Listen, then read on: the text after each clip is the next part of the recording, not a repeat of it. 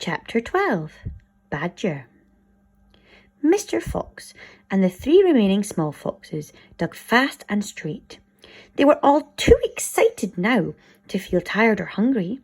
They knew they were going to have a whacking great feast before long, and the fact that it was none other than Bogus's chickens they were going to eat made them chortle with laughter every time they thought of it. It was lovely to realise while the fat farmer was sitting up there on the hill waiting for them to starve, he was also giving them their dinner without knowing it. "Keep digging," said Mr. Fox. "It's not much further." All of a sudden, a deep voice above their heads said, "Who goes there?" The foxes jumped. They looked up quickly and they saw, peeking through a small hole in the roof of the tunnel, a long, black, pointed, furry face. "Badger!" cried Mr. Fox. "Foxy!" cried Badger. "My goodness me, I'm glad I found someone at last. I've been digging around in circles for 3 days and nights, and I haven't the foggiest idea where I am." Badger made the hole in the ceiling bigger and dropped down beside the foxes. A small badger, his son, dropped down after him. "Haven't you heard what's happening up on the hill?" Badger said excitedly. "It's chaos. Half the wood has disappeared, and there are men with guns all over the countryside. None of us can get out, even at night. We're all starving to death." "Who's we?" asked Mr. Fox. "All us diggers. That's me and Mole and Rabbit and all our wives and children. Even Weasel, who can usually sneak out of the tightest spots, is right now hiding down my hole with Mrs. Weasel and 6 kids. What on earth are we going to do, Foxy? I think we're finished." Mr. Fox looked at his 3 children and he smiled. The children smiled back at him, sharing his secret.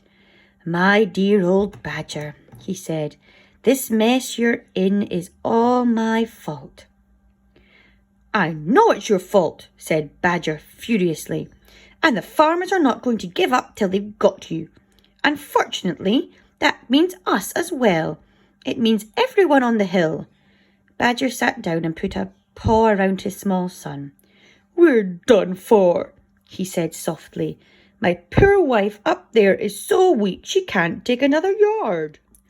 "Nor can mine," said Mr. Fox, "and yet at this very minute she is preparing for me and my children the most delicious feast of plump, juicy chickens."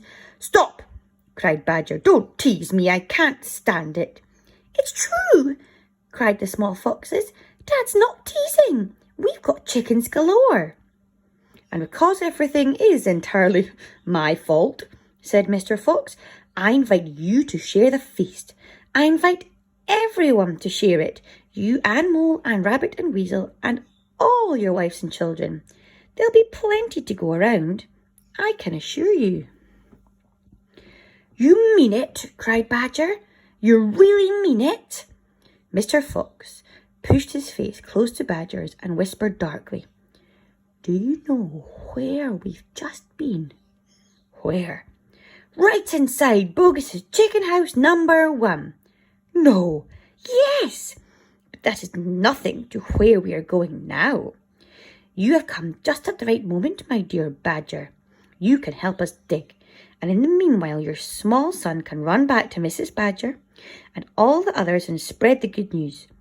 Mr. Fox turned to the small badger and said, "Tell them they're invited to a fox's feast. Then bring them all down here and follow this tunnel back until you find my home." "Yes, Mr. Fox," said the small badger. "Yes, sir. Right away, sir. Oh, thank you, sir."